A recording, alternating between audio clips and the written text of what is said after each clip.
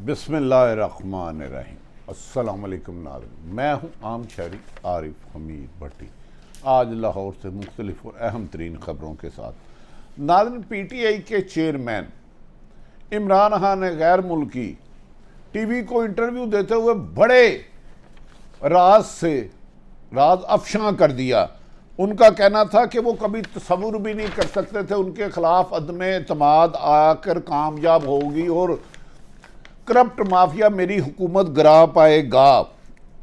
उन्होंने कहा, मैंने कभी सोचा भी नहीं था कि क्रिमिनल्स एक 22 करोड़ अवाम की मुंतखब हुकूमत को ख़त्म करेंगे। उन्होंने कहा, जिन्होंने ये प्लान बनाया है वो अब परेशान हैं, मुझे वापस नहीं आने देना चाहते, लेकिन मैं 22 करोड़ अवाम के वोट से दोबारा आऊँगा जो मुझे वापस आने नहीं देना चाहते, मेरे लिए रुकावटें खड़ी कर रहे हैं, मेरी ज़िंदगी के लिए ख़तरा बन रहे हैं, मुझे गिरफ्तार करने की कोशिश कर रहे हैं। उन सब को मैं चैलेंज करता हूं कि मैं 22 करोड़ अवाम की हकीकी जद्दोजहद के ज़रिए दोबारा इक़्तिदार में आकर इम्पोर्टेड हुकूमत के लुटेरों को दोबारा कानून से सज़ा दिलवाऊँगा। नाज़रीन, दूसरी तरफ हुकूमत के इत्तेहादी आपस में इस वक्त दस्तो गिरेबान हो चुके हैं और कहा यह जा रहा है कि बजट के बाद हुकूमती इत्तेहादी आपस में टकराव के बाद कुछ जमातों के अलग होने का इम्कान है। अगर ये कोई एक दो जमात भी हुकूमत का साथ छोड़ती है तो एक वोट पर यह हुकूमत कायम है, उसी वक्त इस हुकूमत का जाना ठहर जाएगा। दूसरी तरफ नाजरीन, अरबों रुपए की मनी लॉन्ड्रिंग के केस करने वाले लाहौर के डायरेक्टर FIA पहले कहा गया कि हार्ट अटैक से इंतकाल कर गए हैं, उसको भी PTI के लोगों ने कहा। इस पर इमरान खान ने कहा था कि बाज़ ऐसा जहर खाने में दिया जाता है कि आदमी को हार्ट अटैक हो जाता है। उसका मरकज़ी किरदार जिसके अकाउंट में 2.5 अरब रुपया आया था, अरसा दराज से वो मंजिल से गायब था, किसी को नज़र नहीं आता था। PTI की लीडर के मुताबिक चंद रोज़ का पहले खबर आई कि मकसूद चपड़ासी को मारा जा सकता है, लेकिन उस वक्त किसी ने तसव्वुर भी नहीं किया था कि इतनी 40 अरब रुपए की मनी लॉन्ड्रिंग का मरकज़ी किरदार दुनिया से चले जाएगा और पता भी नहीं चलेगा। अब इतला आई है, शहबाज गिल साहब जो PTI के इमरान खान के स्पोक्समैन हैं, उनका कहना है कल रात दुबई में मकसूद चपड़ासी इंतकाल कर गए, जबकि फ़ारूक हबीब ने कहा कि माजी में गॉड फादर और सिलसिला माफिया पूरे के पूरे जो क्रिमिनल लोग थे अपने निशानात भी ख़त्म कर देते हैं। जहां वो वारदात करते हैं, अगर कोई सबूत बच जाए तो एक एक करके सबको मार देते हैं। इसीलिए आसफ सईद खोसा साहब ने पनामा केस में गॉड फादर और सिलसिला माफिया का जिक्र किया था। आपने अगर उनकी फिल्में देखनी हो तो ये जहां वारदात करते हैं उसके एविडेंस को इनके लिए ख़त्म करना मुमकिन नहीं। ताहम मकसूद चपड़ासी जिसके अकाउंट में पैसे आए थे, इसको अभी तक कहा जा रहा है तिब्बी तौर पर इंतकाल कर गए हैं, लेकिन इसके असल हक़ाइक़ यकीनन एक सवालिया निशान है कि अरसा दराज से मकसूद चपड़ासी मंजिल से गायब थे। हफ्ता पहले उनकी बारे में बुरी खबरें आती हैं और गुज़श्ता रात इसको कन्फर्म किया जाता है। क्या नाज़रीन, पाकिस्तान में मकसूद चपड़ासी की हलाकत क्या पाकिस्तान के कत्ल होने की निशानी तो नहीं? इस पाकिस्तान में जिस भी जालसाज माफिया और कटापटा आदमी को जिसने हाथ डाला वो ज़िंदगी से हाथ धो बैठा। अयान अली जो मुबैना तौर पर एक मुल्क की अहम तरीन शख्सियत की मनी लॉन्ड्रिंग कर रही थी, जिसे जिसमें अल्लाह बख्श मलक रहमान का भी नाम आता है, उसकी इन्वेस्टिगेशन करने वाले कस्टम वाले को भी कत्ल कर दिया गया था और उसके भी आज तक मुल्ज़मान नहीं मिले। क्या पाकिस्तान ताकतवरों की और कातलों की, लुटेरों की, आइन शिकनों की, जालसाजों की, फराडियों की अमाजगा बन गया है? क्या यहाँ कानून कमज़ोर है? यहाँ ताकतवर को सज़ा नहीं होती? ये बात हम सबको सोचना होगी कि हर ताकतवर जितना मर्जी बड़ा जुर्म कर ले, मुल्क का अरबों रुपये लूट ले, इंसानी जानों को ज़िया कर दे, लेकिन उसके गवाह तो सारे आहिस्ता आहिस्ता मारे जाते हैं, जिन्हें तिब्बी मौत का नाम दिया जाता है, चाहे वो कत्ल हो, लेकिन असल मुल्ज़मान को सज़ा नहीं होती। क्या इस बसीदा निज़ाम में पाकिस्तान अमन की तरफ जाएगा? दूसरी तरफ कहा जा रहा है कि आने वाले दिनों में गंदम का बहरान पैदा होने वाला है, जिससे हुकूमत तल्लक है और गंदम तलाश करके भी नहीं मिलेगी। ये इसका कहत पेट्रोल और बिजली से ज़्यादा गंदम की किल्लत हो सकती है, लेकिन हुकूमत 14 जमातों पर मुश्तमिल हुकूमत सिर्फ अपने मुकदमात ख़त्म कराने पर फोकस कर रही है, जिसकी वजह से आज फिर डॉलर की कीमत में इजाफा हो गया और बिजली की कीमत में इजाफा हो गया। नाज़रीन, ये सूरत हाल पाकिस्तान के लिए अच्छी नहीं। यकीनन 22 करोड़ पाकिस्तान की अवाम में से 1% लोग लुटेरे हैं, बाकी 98% लोगों की हक तलफी करने वाले इतने बासरा के कानून इनके आगे घुटने टेक देता है और ये मुल्क को लूट लेते हैं। नाज़रीन, साबिक चेयरमैन तहरीक इंसाफ और पाकिस्तान के साबिक वज़ीर-ए-आज़म इमरान खान का बरतानवी मीडिया को इंटरव्यू ने पाकिस्तान में एक दफ़ा फिर बड़ी बहस छेड़ दी है। इमरान खान ने तहरीक इंसाफ के चेयरमैन ने इंटरव्यू में वाशगाल लफ्ज़ों का मेरे खिलाफ साजिश हुई, अमेरिका से शुरू हुई, मरासला आया, मैंने कौमी सलामती कमेटी को भेजा, लेकिन इसके पाकिस्तान के मीर सादक और मीर जाफ़र किसी के खिलाफ कार्रवाई ना हुई और इसे नज़रअंदाज कर दिया गया। पहले ये मरासला मेरे तक पहुंचा ही नहीं। किसने रोका? कौन था वो जिसने रोका? है कौन जो रोक रहा है कौन जो जिम्मेदारों को, लुटेरों को, डाकुओं को, जालसाजों को, फ्रॉड करने वालों को, धोखा देने वालों को, मुल्क के नुकसान पहुँचाने वालों को हमेशा बचाता है? कौन है? हर दफ़ा किसी न किसी सूरत में ये रहता है। इसका सदेबाब करना होगा अगर पाकिस्तान बचाना है। नाज़रीन, इमरान खान ने कहा मुझे लगता था मेरे खिलाफ तरीके अदम एतमाद कभी कामयाब नहीं होगी, क्योंकि जो मेरे इत्तेहादी थे वो बिल्कुल मुतमिन थे और वो जो मेरी मुखालिफ जमातें थी यानी कि मुस्लिम लीग नून, पीपल्स पार्टी और मौलाना फजलुर रहमान के साथ उनकी कभी भी अच्छी अंडरस्टैंडिंग नहीं थी। MQM और पीपल्स पार्टी की अज़ल से झगड़ा चलता आ रहा है, लेकिन उन्होंने कहा मेरी समझ में नहीं आता, मैं कभी जब मुझे पता चला मैं सोच भी नहीं सकता था कि पाकिस्तान में गॉडफादर और सिसलन माफिया इतना मजबूत होगा कि 22 करोड़ अवाम की मुंतखब हुकूमत को गैर मुल्की साजिशों से घर भेज दिया जाएगा। उन्होंने कहा साजिश 2 खानदानों ने की है मेरे खिलाफ बैरूनी ताकतों के इशारों पर, जिन्होंने 30 साल हुकूमत में रहकर अरबों खरबों रुपए की करप्शन की।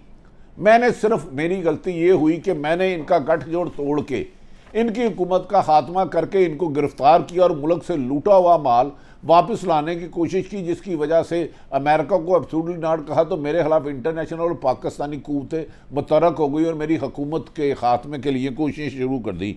उन्होंने कहा मौजूदा हुकूमत के 60% अरकान जमानत पर हैं और इनमें ज़्यादातर ये वो मुकदमा था जो पीपल्स पार्टी ने नून लीग पर बनाए और नून लीग ने पीपल्स पार्टी पर बनाए। PTI हुकूमत ने बहुत कम केस बनाए हैं। इन्होंने कहा कि जमानत पर है जिन पर अरबों रुपए करप्शन के केसेस हैं, इसीलिए नैब कवानीन में तरमीम की गई है क्योंकि करप्ट माफिया को तहफ़्फ़ुज़ दिया जा सके, जबकि कानून करप्ट माफिया को कानून में गिरफ्त में ला के सज़ा देने के लिए बनाया जाता। उन्होंने कहा ये वाहिद हुकूमत है जो माफिया के लिए कानून में आसानियाँ पैदा कर रहा है। इमरान खान का कहना था कि मैंने कभी नहीं सोचा था कि हमें क्रिमिनल जराइम पेशा अफराद जो जेलों में हैं, जो अरबों रुपए के क्रिमिनल हैं या मुल्क से भागे हुए हैं, मेरी हुकूमत कर पाएंगे। लेकिन पाकिस्तान के मीर सादक और मीर जाफ़र और लंदन से मीर जाफ़रों ने काम दिखाया। उन्होंने कहा जिन्होंने ये प्लान बनाया है था मेरी हुकूमत गिराने का, अब वो भी पछता रहे हैं। वो भी कौन है? वो कौन है जो पछता रहे हैं? सियासी किरदार तो है ही है, बैरूनी ताकतों के साथ पाकिस्तान में और कौन है? ये इमरान खान ने क्वेश्चन मार्क आपके कर दिया। उन्होंने कहा मैं ये भी जानता हूं मुझे वापस आने नहीं दिया जाएगा। साजिश यही कर रहे हैं जिसके बाद मेरी ज़िंदगी को भी खतरा और मुझे गिरफ्तार, लेकिन मुझे यकीन है कि मैं इनकी साजिश मुझे वापस ना इक़्तिदार में ना आने देने की साजिश 22 करोड़ अवाम नाकाम करेगी और मैं हकीकी जद्दोजहद करूँगा, सड़कों पे लोगों को लाऊंगा और ऐसी स्ट्रेटेजी बनाऊंगा कि इस हुकूमत को जून में ही जाना होगा, चाहे इसको जितने मर्जी मीर सादक मीर जाफ़र बचा लें। 22 करोड़ अवाम की ताकत और पाकिस्तान में बढ़ती हुई महंगाई, बिजली, पेट्रोल, गैस, डॉलर, लोगों की ज़िंदगी अजरन हो गई है। इस हुकूमत का खात्मा ही इस पाकिस्तान की 22 करोड़ अवाम की तरक्की और खुशहाली की ज़मानत है। उन्होंने कहा क्योंकि उन्होंने मुझे दोबारा लाने के लिए नहीं हटाया, साजिश उन्होंने इसलिए की थी कि इमरान खान दोबारा ना आए, और जिनकी 30-30 साल इक़्तिदार में रहा या बीच में 25-30 साल फौज ने हुकूमत की, वही दोबारा आए, इमरान खान ना हटे। उन्हें यकीन था कि मुझे दोबारा नहीं लाएंगे, लेकिन मैं इसलिए कह रहा हूँ मेरी जान को ख़तरा है, मैंने अपनी जान की परवाह नहीं की। मैं एक तरफ 16 जमातें हैं और एक तरफ मैं अपनी जान हथेली पर रख के मुल्क को हकीकी आज़ादी और बैरूनी दबाव की आज़ादी की जंग लड़ा हूँ। सियासत में इसलिए आया हूँ कि फलाई रियासत कायम करूँ और कानून की बालादस्ती हो। नाज़रीन, दूसरी तरफ अहम तरीन केस, अरबों रुपये की मनी लॉन्ड्रिंग का केस करने वाले शरीफ फैमिली के पहले डॉक्टर रिजवान जो डायरेक्टर FIA लाहौर थे, उन्हें तब्दील कर दिया गया। रातों रात उन अफसरान को तब्दील करके मनपसंद अफसरों को लाया गया ताकि FIA के उसको अरबों रुपये मनी लॉन्ड्रिंग के कमज़ोर किया जाए।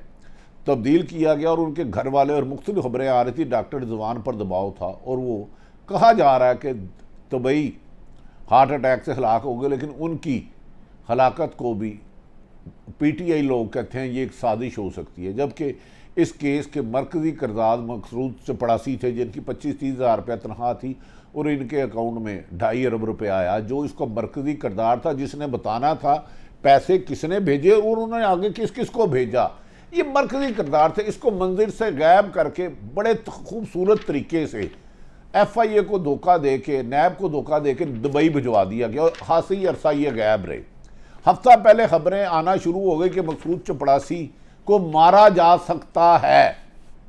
गुज़श्ता रात खबर आई कि मकसूद चपड़ासी हलाक हो जाँ बहक हो गए, जिस पर आज PTI के फ़ारूक हबीब ने और फवाद चौधरी ने करके कहा है कि ये तिब्बी मौत नहीं है। डॉक्टर रिजवान को भी फैमिली वाले कहते थे उन पर दबाव डाला जा रहा है केस ख़त्म हो, और मकसूद चपड़ासी की अचानक मंजिल से गायब हो जाना, फिर खबरें आना कि उन्हें मारा जा सकता है, फिर जा बहक होना, इसके पीछे बहुत बड़े राज है। उन्होंने कहा इसकी इन्वेस्टिगेशन होनी चाहिए कि पहले डॉक्टर रिजवान FIA के डायरेक्टर को हार्ट अटैक हुआ, उस पर साबिक़ वज़ीर-ए-आज़म इमरान खान ने कहा था बाज़ खाने में ऐसा जहर दिया जाता है कि आदमी को हार्ट अटैक होता है वो चले जाता है। एक और FIA का अफसर है, उसको भी हार्ट अटैक हो चुका। मकसूद चपड़ासी को मनी लॉन्ड्रिंग कराने वालों ने बैरून मुल्क भेज दिया था दुबई। अब उनकी भी खबर आई है और PTI ने इसको भी मशकूक करार दिया है, कहीं ये अपनी तबीयी मौत है या इनको मरवाया गया है। इसका जवाब तो मुकम्मल इन्वेस्टिगेशन के बाद सामने आएगा। लेकिन यार नाज़रीन, आपको याद होगा इससे पहले ऐयान अली एक पाकिस्तान की अहम तरीन सियासी शख्सियत के लिए मुबैना तौर पर मनी लॉन्ड्रिंग करती थी और एयरपोर्ट से 5 करोड़ से ज़्यादा या खासी रकम बाहर ले जा रही थी। जब एयरपोर्ट पर पकड़ी गई तो उसकी इन्वेस्टिगेशन वाले इंस्पेक्टर जो तहकीकात कर रहा था उसको कत्ल करवा दिया गया और उसका कातिल आज तक नहीं मिला।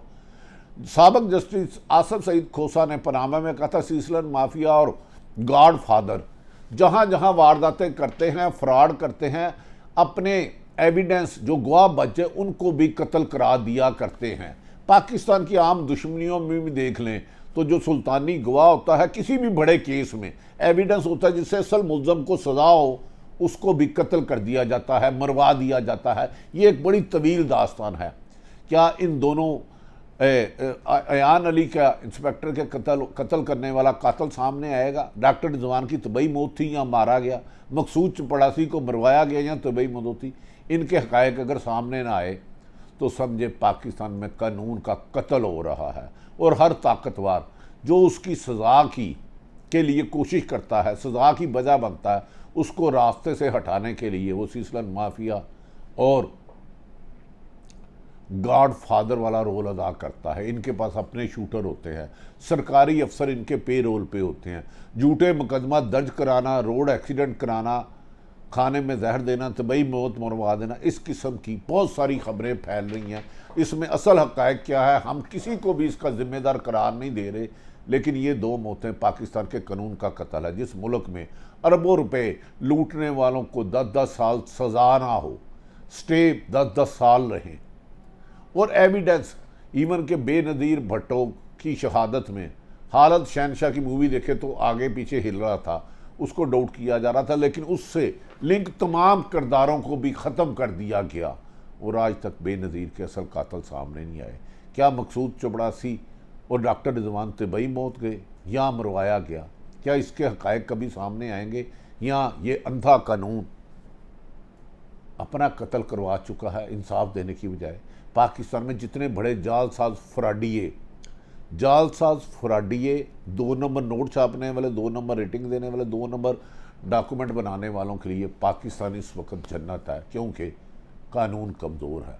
अगर पाकिस्तान को करना है और आइन और कानून की हुक्मरानी होनी चाहिए, ताकतवर और एक के लिए कमज़ोर के लिए, जब तक एक कानून ना होगा बेगुनाह मरते रहेंगे, जुल्म होते रहेंगे, नाइंसाफ़ी होती रहेगी, माफिया मजबूत होते रहेंगे और कानून कमज़ोर होता रहेगा। सारी सूरत हाल आप तक रखी पाकिस्तान में महंगाई के तूफ़ान से बचने के लिए और पाकिस्तान की बेहतरी के लिए। आप भी दुआ करें अल्लाह ताला पाकिस्तान का हामी और नासर और पाकिस्तान की आवाम के लिए बेहतरी करे। पाकिस्तान जिंदाबाद।